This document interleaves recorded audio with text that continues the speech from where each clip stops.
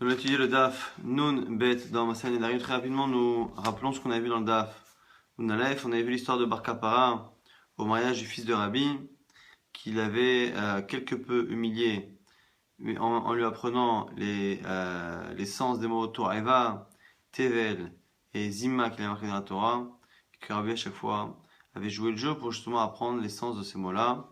On avait également appris que la coupe du Kohen Gadol était quelque chose de très particulier, était une coupe qui était unique et qui faisait en sorte que chaque pointe de cheveux arrive à la racine du cheveu voisin. On avait vu aussi dans les Mishnayot des chilukim entre la courge normale et ce qu'on appelle la courge Remutsa. C'était un type de courge. Il y avait la courge aussi araméenne, la courge grecque. Bon. Et après, on avait vu des chilukim dans les noms des plats. Maaseh Gdera, Yorel Gdera. Yorel Gdera, c'est ce qui est passé à un moment donné par une marmite, même si c'est pas passé longtemps. Maaseh Gdera, c'est quelque chose qui a mijoté dans la marmite. Et Naaseh Begdera, c'est quelque chose qui a terminé sa cuisson dans la marmite. On avait vu aussi par rapport au four, par rapport à tout ce qui était macéré, tout ce qui était bouilli. En tout cas, on avait vu qu'il y avait un chiluk à chaque fois qu'on disait quelque chose qui est cuit, qui est salé, quelque chose en général, c'était le classique, le mets qui de manière générale est cuit ou cuisiné de cette manière. Et lorsque l'on dit qu'on ne veut pas goûter de cette chose, eh bien le verbe goûter ici vient élargir la définition de la chose et finalement vient interdire tous les mets qui ont subi cette transformation, même si ça n'est pas leur habitude. Pareil pour, on a dit, pour tout ce qui était grillé, tout ce qui était salé. Après, on a vu que dag, dagim, dag, ça connotait un gros poisson, dagim, des petits poissons. Et finalement, dag, dagim, ça incluait tout, les petits poissons, les grands, cuisinés, cuits ou pas, salés ou pas. On avait fait des chilukim entre les distinctions entre un poisson que l'on voit en entier, un poisson dont on voit la chair mais qu'on ne voit pas le poisson, et un jus, une huile au goût de poisson qui finalement n'a ni l'un ni l'autre, ni la texture, ni l'aspect général du poisson. Et donc, lorsque l'on fait un éder par rapport à une chose, eh bien, ça n'interdit que ce type de chose. Donc, si je fais un éder par rapport au poisson entier, ça n'inclut pas les miettes de thon, les miettes d'un poisson. Si je fais un éder par rapport aux miettes, ça n'inclut pas les huiles qui n'ont que le parfum du poisson. Nouvelle Mishnah, donc 2 lignes avant la fin du Daf Nun Aleph. Hanoda mina halav, celui qui fait un éder, s'interdisant le lait. Mutar bakum. Il a le droit de consommer ce qu'on appelle koum. Koum, c'est l'eau qui reste lorsque l'on fait cailler le lait afin de faire un fromage. Eh bien, le lait donc durcit, caille, et il y a à ce moment-là une partie qui se sépare, qui est une sorte d'eau légèrement floue. Cette eau-là, eh bien, ne rentre pas dans la définition de koum, nous dit ici le Tana de la Mishnah. Vers Rabbi Yossi, Rabbi Yossi pense que oui, celui qui fait un éder par rapport à Khalaf, par rapport au lait, eh bien, il n'a même pas le droit de boire ou de consommer cette partie-là aqueuse qui reste après le caillage du lait. Celui qui fait un éder minakum, maintenant qui fait le neder, certains disant cette eau-là, muta bechalav, eh bien, il n'a pas le droit, il a le droit, je veux dire, de consommer le lait, parce que là, ici, tout le monde est d'accord que, par contre, lorsque l'on parle de cette eau-là, on n'inclut pas le lait. Abashol Omer, maintenant Abashol disait, Hanoda minakvina, Asurba ben meloucha ben tefela, celui qui fait un éder par rapport à gvina, par rapport au fromage, s'interdit tous les types de fromage, que ce soit un fromage qui est salé ou qui n'est pas salé. Donc ici, le fromage est quelque chose de général. Celui maintenant qui fait un éder, minabassa, donc il s'interdit la viande. Moutar barotev, ou bakipa, nous dit ici le Tana de la Mishnah, il a le droit de consommer la sauce, donc le jus qu'il y a dans la marmite, et il a le droit également de consommer kippa. Kippa, ce qu'on appelle kippa, ce sont en fait des petits morceaux de viande. La viande parfois a tendance à s'effriter dans la marmite, et dans le fond de la marmite, avec la sauce, on a comme ça des petits résidus de viande. Donc ici, on a à la fois le goût, mais à la fois un peu de mamachout, c'est-à-dire qu'on a un peu, ça ressemble un peu aux miettes de thon dont on parlait hier, ou des miettes de poisson. Il y a le morceau de viande en entier, et il y a ce qu'on appelle des petites la kippa. Nous dit ici, dans la Mishnah, lorsque quelqu'un s'interdit la viande, il s'interdit un morceau de viande. Les petits résidus qu'il y a au fond de la marmite et la sauce ne sont pas inclus dedans. Vers Rabbi Yehuda, Oser, Rabbi Yehuda interdit. Donc, il y a que Rabbi Yehuda interdit tant qu'il y a un goût de viande dans la chose. Alors, du coup, la discussion va avoir lieu ici dans la Mishnah entre Rabbi Yehuda et Chachamim. Amar Rabbi Yehuda vient donner une preuve. Il dit, moi j'ai une histoire. J'ai un cas pratique une fois où Rabbi Tarfon nous a interdit de consommer des œufs qui ont été cuits dans le plat de viande. Quelqu'un a fait un éder par rapport à la viande et il y avait des œufs qui n'avaient que cuit avec la viande, donc ils avaient pris le goût de la viande. Et Rabbi Tarfon nous a interdit, donc tu vois bien que on n'a pas le droit de consommer tout ce qui a pris le goût. Donc pareil, a fortiori évidemment pour les petits résidus de viande qui sont eux-mêmes de la viande, et même pour le jus qu'il y a, la sauce qu'il y a au fond de la marmite. Amoulo, il lui a répondu Chachamim, Kenadavar, tu as raison, c'est vrai. Et Matai, quand est-ce que l'on dit que les œufs sont interdits? Bisman Sheomar Basar Ze Alai, dans le cas où il a fait un éder par rapport à ce morceau de viande.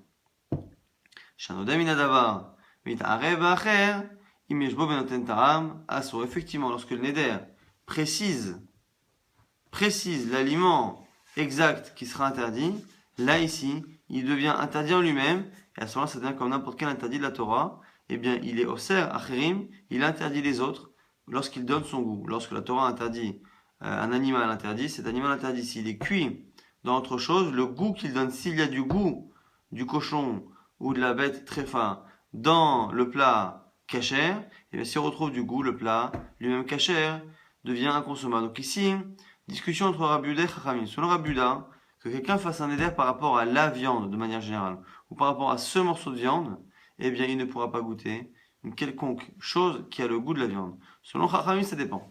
Si la personne fait un éder par rapport à la viande, eh bien, quand on fait un éder par rapport à la viande, on s'interdit un morceau de viande. Mais on ne s'interdit pas le goût viande. On s'interdit la viande. La viande, en général, de quoi on parle? On parle d'un morceau, on parle d'une boulette, on parle d'un steak, on parle d'un morceau de viande.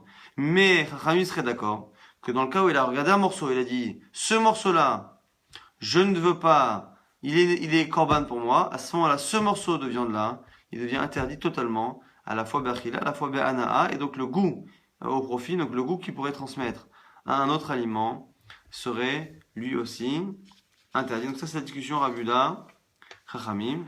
Et la Mishnah termine par une dernière halakha. Hanodamina yain, celui qui fait un éder par rapport au vin, muta betafshil sheyeshbo ta'am yain. Donc on va encore dans la Shita de Chachamim, celui qui fait un éder par rapport au vin, eh bien, il a le droit de consommer un plat dans lequel il y a un goût de vin. Puisqu'encore une fois, il n'a pas fait le neder par rapport à ce vin. Amar konam yainze shanitorem.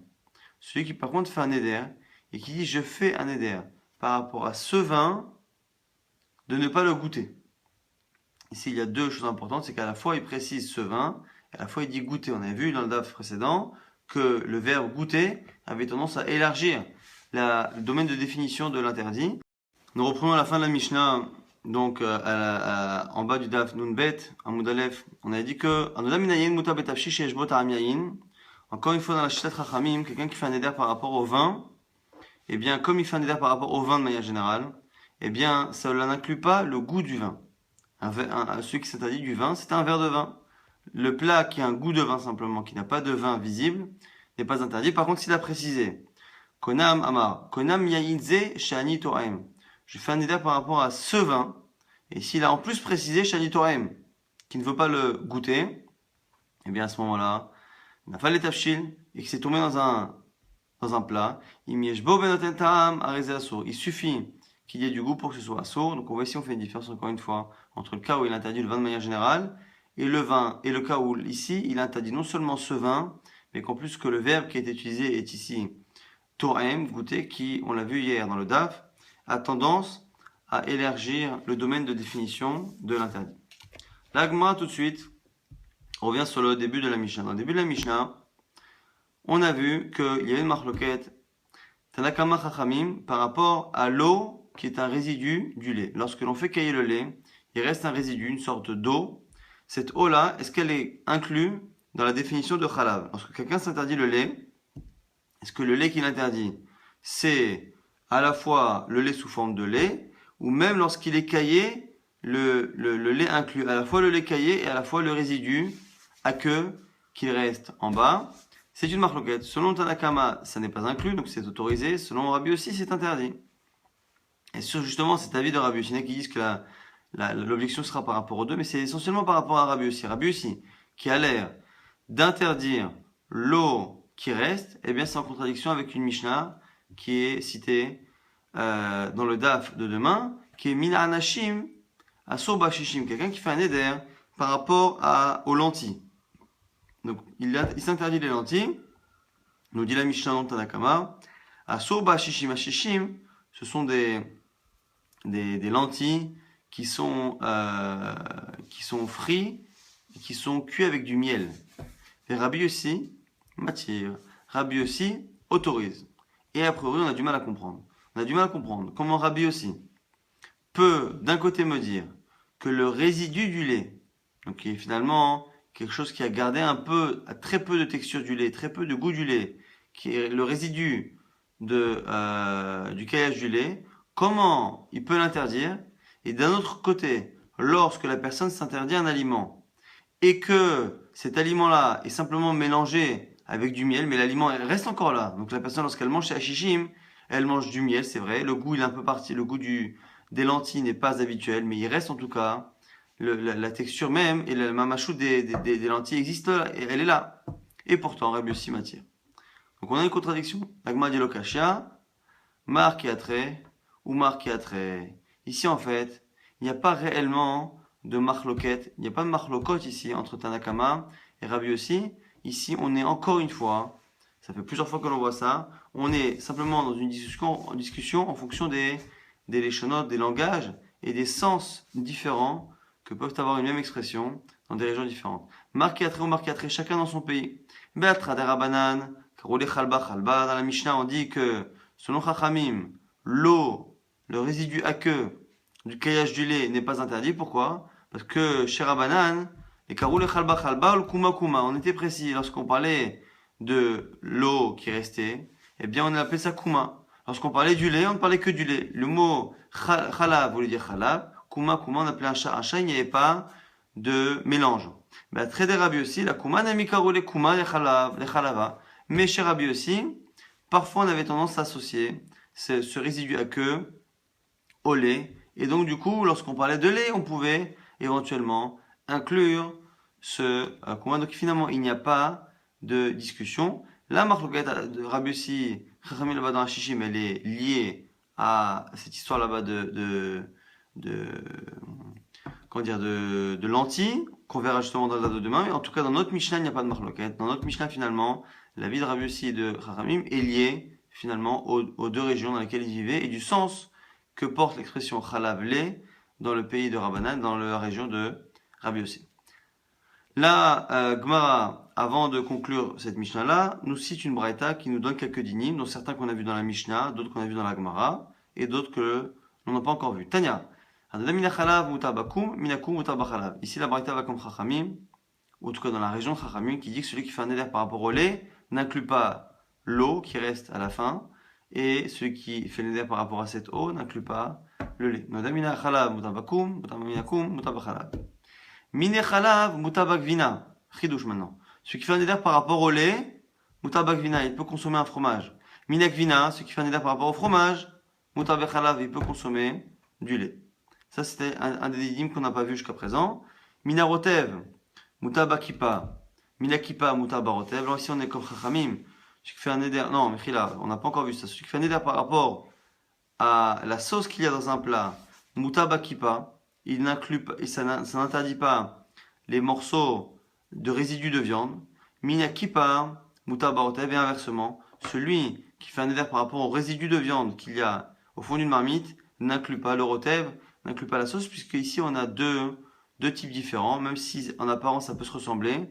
Finalement, la sauce est un liquide huileux ou aqueux qui a simplement le goût de la viande sans la texture, alors que kippa, ce sont des morceaux de viande simplement qui ont été écrasés et qui ont perdu un peu leur forme d'origine, mais qui sont finalement de la viande. Donc ce sont deux espèces différentes. Imama basar zeralai, asurbo ou berodvo ou bekipo. Et là ici on retrouve la vie de Chachamim qui dit que celui qui s'interdit par contre cette viande là, eh bien il s'interdit à la fois la viande, à la fois la sauce de la viande et à la fois l'équipa, donc à la fois les résidus de la viande, puisque finalement en s'interdisant cette viande, il interdit au profit, et donc le goût que cette viande peut donner dans autre chose, dans une sauce, et donc a fortiori lorsque l'on a des résidus de viande qui, même s'il n'y a pas la forme habituelle de la viande, il y a en tout cas la matière, a fortiori que ce sera interdit. Là, Gemara maintenant va terminer avec finalement une répétition de ce qui est marqué dans la Mishnah. Celui qui fait un éder par rapport au vin de manière générale peut consommer un plat dans lequel il y a un goût de vin. Celui par contre qui fait un éder par rapport à ce vin-là de ne pas le goûter, à ce moment-là, ça devient interdit. Nouvelle Mishnah. Celui qui fait un éder par rapport au raisin, eh bien, ça n'inclut pas le vin. Ça qu'on estime que lorsque quelqu'un fait un éder par rapport au raisin, de manière générale, encore une fois, il n'interdit pas tout ce qui peut venir de ce raisin ou du raisin de manière générale. Il interdit de consommer les raisins tels qu'ils sont habituellement consommés. Donc, il peut consommer le vin. Minazetim, pareil pour les olives. Celui qui s'interdit les olives, mutar beshemen, il a le droit de consommer de l'huile qui est faite à base d'olive. Amar konam zetim va anavim. Par contre, si ces mêmes olives ou ces mêmes raisins ont été interdits sous cette forme-là, konam zetim va anavim elu she'enitoraim. Comme ce qu'on a vu dans la Mishnah précédente, sur laquelle la Mishnah n'avait pas été médaillée, qui veut dire que c'est que la Gemara attend cette Mishnah-là pour en parler. Lorsque ici, par contre, il a précisé à la fois ces olives ou ces raisins, et que au niveau du verbe, il a changé, il a dit Toraim. Asurbaen, ou Beyotsevmehen, il n'a pas le droit de consommer ni finalement ce qui va en sortir, donc ni effectivement les raisins eux-mêmes, mais même ce qui va en sortir. Et là, ici, on a finalement une manière d'interdire ce qui va sortir des raisins, c'est justement en disant ces choses-là et en parlant de Toraim, de goûter. Et la Gemara va essayer de comprendre lequel des deux est justement obligatoire et nécessaire. Et la Gemara comparera avec la Mishnah précédente. C'est la question de la Gemara. Ba'er Rami Bahama. Question de Rabbi Bahama. Elu Davka. Hosheni Toraim Davka. Qu'est-ce qui est nécessaire? Qu'est-ce qui est important? Qu'est-ce qui fait finalement entre le premier din et le deuxième din de la Mishnah? On a dit au départ que lorsqu'on fait un éder par rapport au raisin de manière générale, sans préciser goûter, sans préciser ces raisins, on a dit que il n'y a que les raisins sous leur forme habituelle qui sont interdits, pareil pour les olives. On a vu par contre que lorsqu'il précisait à la fois ces raisins et à la fois de ne pas les goûter, on a vu que tout ce qui pouvait sortir de ce raisin était interdit. Qu'est-ce qui a changé? Est-ce que c'est le fait d'avoir précisé ces raisins ou est-ce que c'est le fait d'avoir dit Toraim goûter? La Gemara dit Isakadatar Elu Davka. Si tu avais envie de dire que c'était Elu Davka, le fait qu'on les précise, le fait de les montrer, comme en fait on avait vu précédemment avec le Bassar, on avait vu qu'il y avait une marquette Rabbi Yehuda Chachamim, et que finalement Chachamim était d'accord avec Rabbi Yehuda, qu'au niveau de la viande, lorsque l'on dit que cette viande-là elle est interdite, et ben c'est à ce moment-là qu'ils seront d'accord que même le goût que ça peut donner ailleurs, eh bien, interdira un plat. Alors toi, tu voudrais dire que normalement, il n'y a que Elou qui est nécessaire. Toraim n'est pas nécessaire. Isel kadatar Elou davka, sheni Toraim lamali. Alors dis-moi si c'est ça. Pourquoi la Mishnah parlait du verbe Toraim goûter? Si la Mishnah voulait simplement nous dire que c'était le fait de les montrer, de les désigner, qui était suffisant pour changer le din, eh bien, il ne fallait pas changer en plus le verbe, il fallait dire Konam zetim varnavim, Elou, point bas, asurbaen ou beyosebahen. La Gemara dit non, peut-être qu'il y a un chidouche. Hakamash malan, de afalgav de amar sheni toem, idamar elo mitza, ve ilo lo. Au contraire, non, peut-être que c'est venu t'apprendre justement un chidouche. Que tu aurais pu croire, que finalement, même si tu ne désignes pas ces choses-là, peut-être que simplement le verbe toem goûter, comme on a vu dans le daf d'hier, pouvait avoir cette faculté-là justement à élargir. De la même manière qu'on avait vu que de manière générale, ce qui fait un éder, par rapport à ce qui est grillé, il s'interdit que la viande. Par rapport à ce qui est macéré, il s'interdit que les légumes. En disant je m'interdis de goûter ces choses-là, il interdit finalement tous les mets qui ont été effectivement grillés, effectivement macérés. Peut-être que tu aurais pu penser aussi que dans ce cas-là c'est pareil. Celui qui fait un éder par rapport aux olives, mais en général ne s'interdit que les olives ou les raisins pareil. Celui qui dit par contre qu'il s'interdit de les goûter, peut-être qu'à ce moment-là, il interdira même le produit fini qui viendra de ces fruits. Non, c'est peut-être pour ça qu'on a eu besoin de te dire non. Même quand tu dis enito aim, quand tu parles de goûter, ça ne change rien. La seule chose qui va changer, c'est si tu as dit elou ou pas elou. Donc du coup, pour l'instant, la Gemara dit qu'il n'y a pas d'étonnement à avoir sur la question. La question reste entière. Est-ce que finalement, lorsqu'on a donné deux détails en plus entre la première halakha et la seconde, est-ce que laquelle des deux est nécessaire? Mais on peut très bien imaginer que c'est pas les deux. Puisque finalement, on peut très bien imaginer qu'on t'a enseigné les deux pour t'apprendre que ne crois pas qu'une est suffisante, c'est l'autre qui joue. Donc laquelle des deux? Est-ce que finalement c'est Elou, le fait de désigner, ou c'est le fait de changer de verbe? Amarava, Rava essaie de trancher avec une Mishnah, encore une fois, toujours de Masechet Nedarim, Konam perot ha Elou alay, qu'on a déjà vu récemment, Konam perot ha Elou alay, celui qui montre des fruits, qui dit je fais le Neder, de m'interdire ces fruits-là.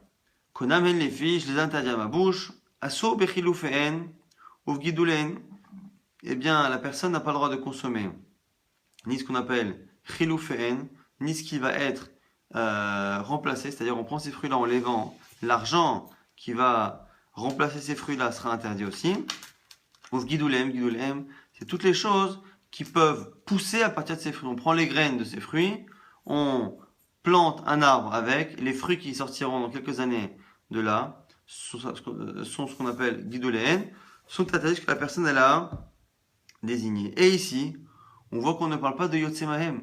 Yotsemahem, c'est quoi? Donc c'est le jus. Donc on prend des fruits. On dit à la personne, ça interdit ces fruits-là. On dit que ces fruits-là seront interdits. Les fruits qui proviendront de ces graines, des graines des fruits, seront interdits. Et si ces fruits-là sont vendus, l'argent qui proviendra de la vente sera interdit. Mais personne n'a parlé dans la Mishnah du produit fini. Est-ce que si on fait un jus de ce fruit, eh bien, est-ce qu'il sera interdit? On ne le dit pas. La Gemara pense pour l'instant peut-être faire un diouk. Si on a dit que l'argent provenant de la vente ou les fruits et les choses qui peuvent pousser à partir de ces fruits-là seront interdits, mais qu'on n'a pas dit que les jus le seront, eh bien peut-être que les jus sont autorisés, il y a un diouk à faire. Dafka, ce qui pousse à partir de là, Dafka, l'argent qui proviendra de la vente, mais par contre, le jus serait lui autorisé?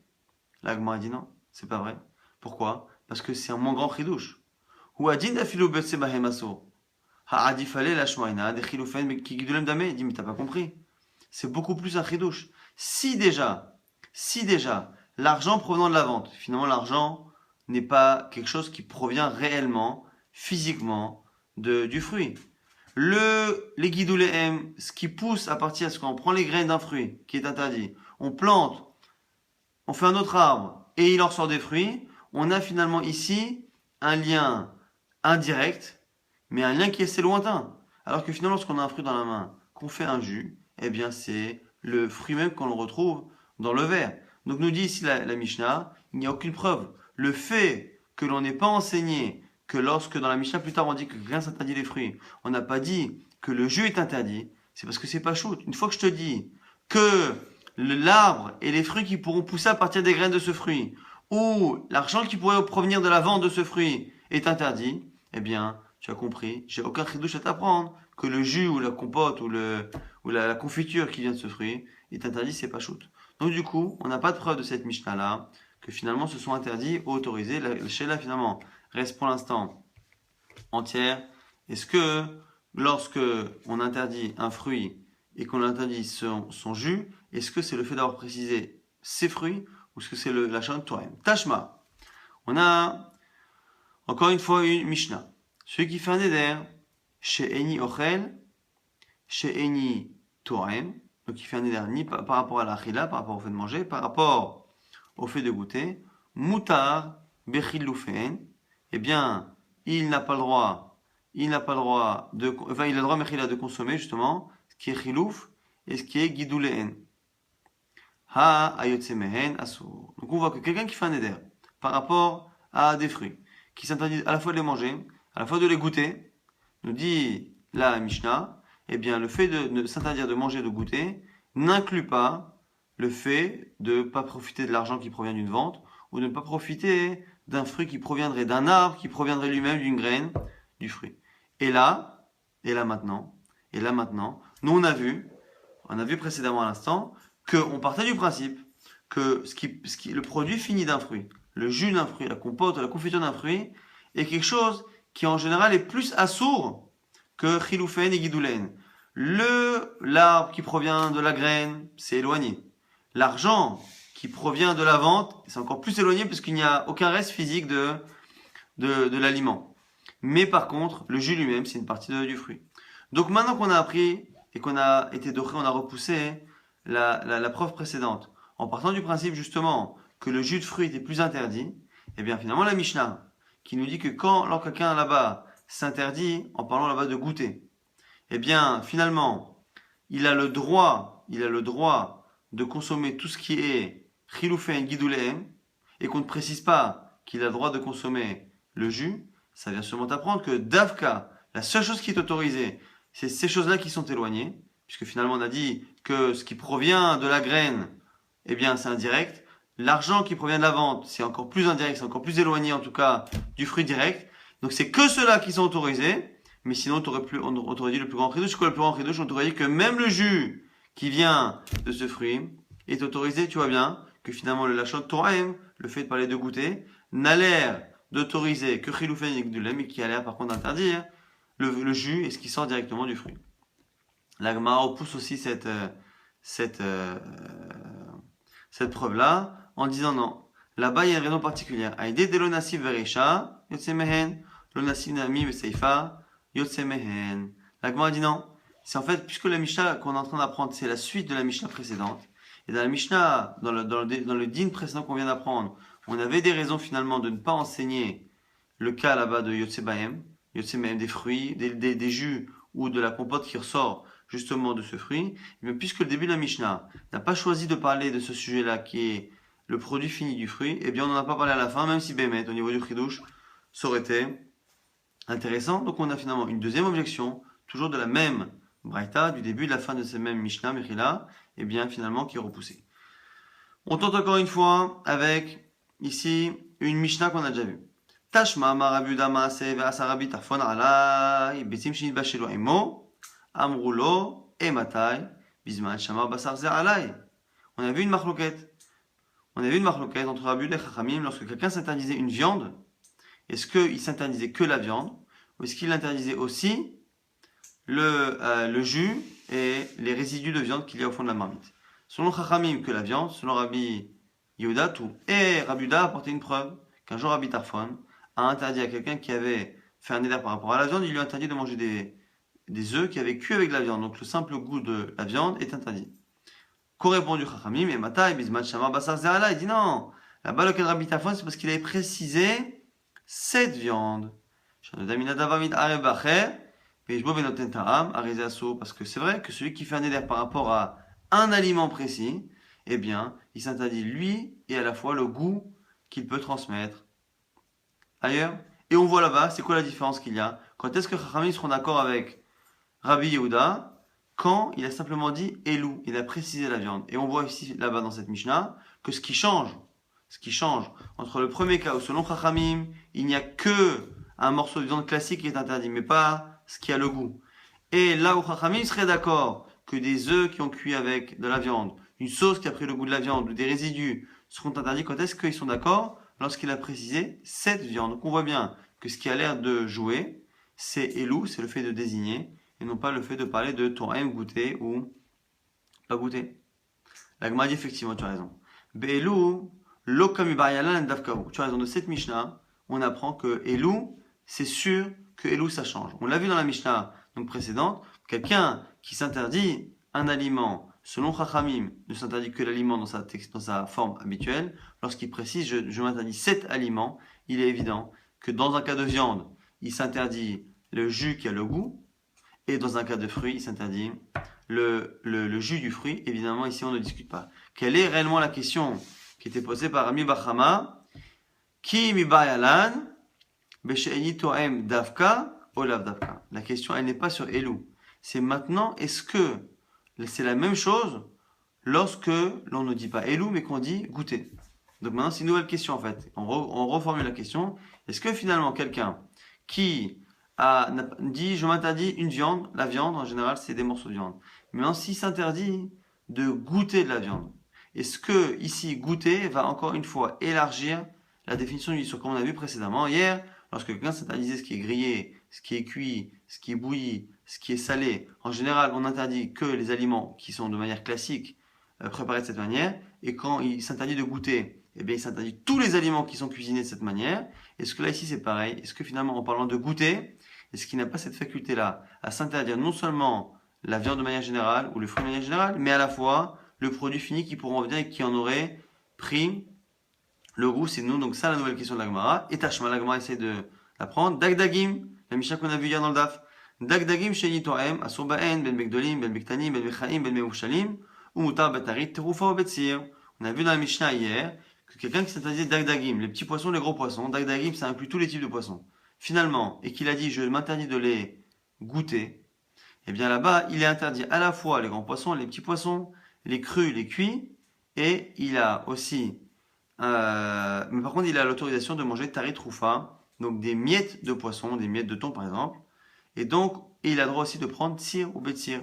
Et tsir, c'est le jus du poisson, c'est-à-dire que c'est on a dit là-bas, on a dit à la fois tsir et à la fois le jus du poisson, on a à la fois la graisse du poisson, à la fois comment dire, l'huile qui a cuit ou qui a macéré avec le poisson. En tout cas, ici, tsir, c'est vraiment la graisse du poisson. Donc, on voit bien que cette graisse de poisson qui a du goût du poisson, elle est autorisée. Et pourtant, dans la Mishnah, on avait dit que la personne dit dagdagim sheni toraim. Donc, une autre question que l'on a posée. Est-ce que lorsqu'on parle de goûter, eh bien, le verbe goûter a cette faculté à interdire à la fois l'aliment et à la fois ce qui en a le goût? On voit bien que non, puisqu'on voit bien que le jus de poisson, non. La Gemara dit amarava ou gva yatsamehen. C'est pas une preuve. Peut-être que là-bas, on parle d'un cas où le tsir, donc l'huile, le gras du poisson, a été extrait du poisson avant le neder. Donc comme il était extrait avant le neder, eh bien il n'est pas inclus. Maintenant, est-ce que lorsque la personne s'interdit en général les poissons, et que le poisson qui est devant lui comporte encore cette graisse, et donc du coup le poisson a priori est interdit en entier, et que c'est après que le poisson soit interdit en entier qu'on a extrait la graisse, est-ce que dans ce cas-là, cette huile-là n'est pas interdite à cause du fait qu'il est dit Torah ou pas? Donc la question, a priori, reste entière très très rapidement. On va essayer de résumer ce qu'on a vu aujourd'hui. On avait vu que finalement il y avait pas de marloquette entre Haramim et Rabbi Yossi au sujet de Koum. Est-ce que finalement le lait inclut aussi l'eau qui en sort lorsqu'on fait cailler le lait? En fait, ça dépend du sens du mot chalak qu'il y a dans le pays dans lequel on se trouve lorsque la personne fait le neder. On a dit aussi qu'il y avait une marloquette du coup entre Chachamim et Rabbi Yehuda. Est-ce que lorsque l'on interdit de manière générale la viande ou quelque chose, ou un fruit de manière générale, est-ce que l'on interdit que l'aliment sous sa forme habituelle, ou est-ce que l'on interdit aussi le goût qu'il peut donner ailleurs, le plat qui a pris du goût?